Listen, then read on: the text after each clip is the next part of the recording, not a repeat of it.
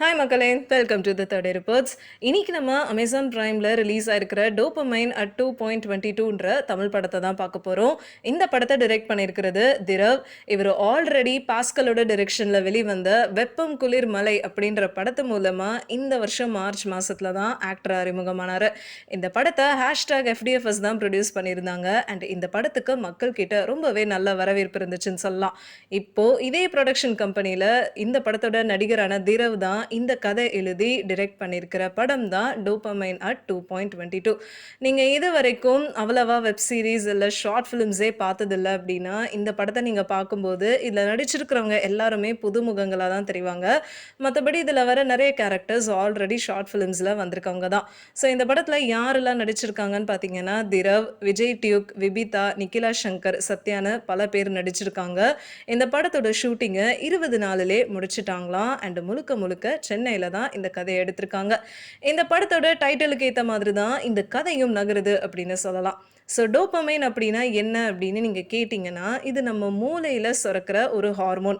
இது அதிகமாக சுரக்கும் போது நம்ம ரொம்ப சந்தோஷமாக ஃபீல் பண்ணுவோம். இன்னும் சொல்லப்போனால் நமக்கு பிடிச்ச சாப்பாடை சாப்பிடும்போது, ஃபோனில் சோஷியல் மீடியா ஆப்ஸை நம்ம தொடர்ந்து பார்க்கும்போது, ஒரு விஷயத்தில் நம்ம ஜெயிக்கும் போதுன்னு நமக்கு வர சந்தோஷத்துக்கான காரணமே இந்த ஹார்மோன் தான்.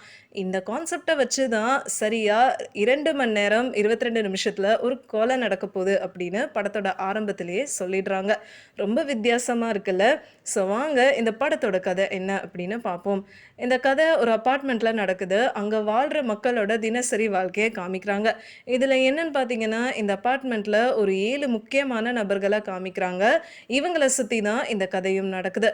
ஒரு கப்பிளில் பார்த்தீங்கன்னா, இவங்க சோஷியல் மீடியாவில் ரீல்ஸ் அடிக்கடி போட்டு அதில் ரொம்ப அடிக்டடாக இருக்காங்க. இன்னொரு கேரக்டரை பார்த்தீங்கன்னா, ஒரு பொண்ணு. இவங்களுக்கு கொஞ்ச நாள் முன்னாடி தான் பிரேக்கப் ஆயிருக்கும். ஆனால் இவங்களோட பாய் ஃப்ரெண்ட் இந்த பொண்ணை விடாமல் டார்ச்சர் பண்ணிக்கிட்டே இருக்காரு.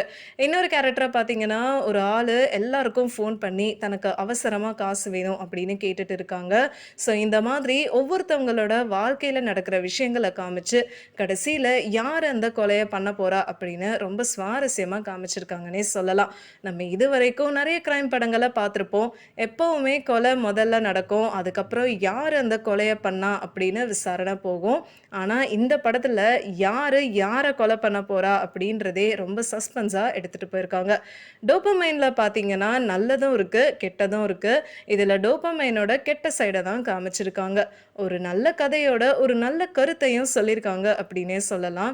ஸோ நம்ம எப்படி ஃபோனுக்கு அடிமையாக இருக்கோம், அது மட்டும் இல்லாமல் ஒரு சில கெட்ட விஷயங்களுக்கு நம்ம அறியாமலே எப்படி அடிமையாக இருக்கோம் அப்படின்றதெல்லாம் இதில் சொல்லியிருக்காங்க. இது மட்டும் கிடையாது. இப்போ ரீசெண்டாக பார்த்தீங்கன்னா, ஆன்லைன் ரம்மியில் எத்தனையோ பேர் அந்த கேமை விளையாடி நிறைய பேர் அதை காசை இழந்திருக்காங்க. ஸோ விளையாடுறவங்களுக்கு இது ஒரு வெறி மாதிரி மாறிடுது. இதை பற்றியும் பேசியிருக்காங்க. அண்ட் இதுக்கெல்லாம் காரணம் இந்த அடிக்ஷன் தான் அப்படின்னும் காமிச்சிருக்காங்க. ஸோ இந்த மொத்த கதையும் 1.5 மணி நேரத்தில் ரொம்ப அழகாக எடுத்துகிட்டு போயிருக்காங்கன்னே சொல்லலாம். 7 டிஃப்ரெண்ட்டான ஆட்களோட கதைகளை ஒன்றா எடுத்துகிட்டு வர்றது அப்படின்றது சாதாரண விஷயம் கிடையாது. ஆனால் இந்த படத்தில் இந்த விஷயத்தை நல்லாவே கொண்டு வந்திருக்காங்க. ஒரு சில சோஷியல் மீடியானால வர பிரச்சனைகளை இன்னும் ஆழமாக காமிச்சிருந்தா இன்னுமே இந்த படம் நல்லா இருந்திருக்கும். நம்ம தமிழ் சினிமாவில் ஒரு புது விதமான கதையில் அருமையான ரியாலிட்டியான விஷயங்களை சொல்லிட்டு போயிருக்காங்கன்னே சொல்லலாம். ஸோ கண்டிப்பாக இந்த படத்தை மிஸ் பண்ணிடாதீங்க. உங்களுக்கு இந்த வீடியோ பிடிச்சிருந்ததுன்னா லைக் பண்ணுங்கள், ஷேர் பண்ணுங்கள், சப்ஸ்கிரைப் பண்ணுங்கள் அண்ட் மறக்காமல் கமெண்ட் பண்ணுங்கள்.